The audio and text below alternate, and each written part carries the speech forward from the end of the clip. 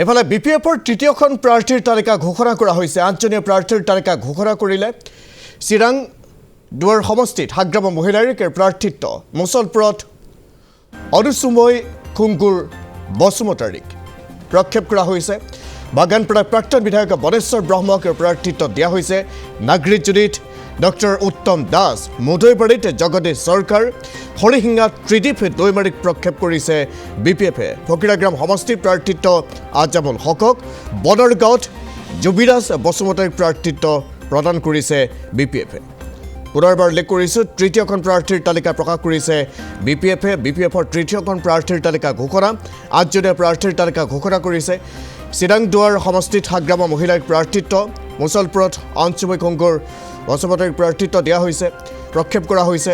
বাগানপাৰাত প্ৰাক্তন বিধায়ক বনেশ্বৰ ব্ৰহ্মক প্ৰাৰ্থিত্ব, নাগৰিজুলি ডক্টৰ উত্তম দাস, মুদৈবাৰীত জগদীশ চৰকাৰ, হৰিশিঙাত ত্ৰিদীপ দৈমাৰীক প্ৰক্ষেপ কৰিছে বিপিএফে। ফকীৰাগ্ৰাম সমষ্টিত প্ৰাৰ্থিত্ব দিয়া হৈছে আজামুল হকক, বনৰগাঁৱত জুবিৰাজ বসুমতাৰীক প্ৰক্ষেপ কৰা হৈছে। আজি আমি থাৰ্ড ফেজ হিচাপে প্ৰথম 8টা বাকী আছিল।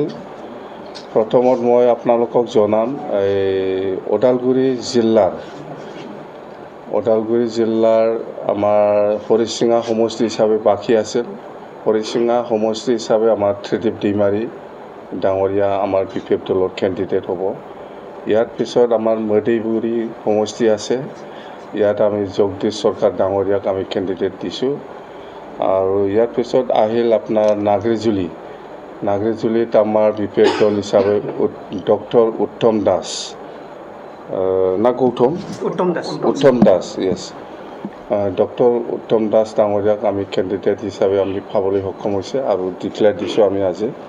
ইয়াৰ পিছত আহিল আপোনাৰ মুছলপুৰ সমষ্টি হিচাপে অনুসুময় খুংগুৰ বড়ো ডাঙৰীয়া আমাৰ আগৰে EM আছিল। আৰু ইয়াৰ পিছত আহিল আমাৰ ফকীৰাগ্ৰাম সমষ্টি হিচাপে আমাৰ ব্লক কমিটিৰে আগৰ প্ৰেছিডেণ্ট আছিলে এজামুল হক ফকীৰাগ্ৰাম সমষ্টি হিচাপে। আৰু বনৰগাঁও সমষ্টি হিচাপে আমাৰ জুবিৰাজ বসুমতাৰী। আৰু 14 নম্বৰ চিৰাংদুৱাৰত মই নিজে খেলিম, আজি ফৰ্মেলি মই ডিক্লেয়াৰ দিছোঁ। ইয়াৰ পিছত আহিল আপোনাৰ বাগানপাৰাত আমি সঁচাকৈ আমি চতন বসুমতাৰীক কেণ্ডিডেট দিব বিচাৰিছিল, কিন্তু কিছু কাৰণত আমি এতিয়া সলনি কৰিব লগা হৈছে। আমাৰ বিপিএফ দলৰে জেনেৰেল ছেক্ৰেটাৰী মনেশ্বৰ ব্ৰহ্ম ডাঙৰীয়াক আমি কেণ্ডিডেট হিচাপে বাগানপাৰাৰ পৰা আমি আজি ডিক্লেয়াৰ দিছোঁ। যিহেতু কোনো দলৰ লগত মিত্ৰতা নকৰাকেই আমি খেলিবলৈ ওলাইছোঁ আৰু আমি বিপিএফ দল হিচাপে 20+ চিটটো আমি পাম। যে বিপিএফে কোনো দলৰ লগত মিত্ৰতা কৰা নাই আৰু নকৰিমো, আজিলৈকেও আমি কৰা নাই আৰু ভৱিষ্যতেও নকৰিম।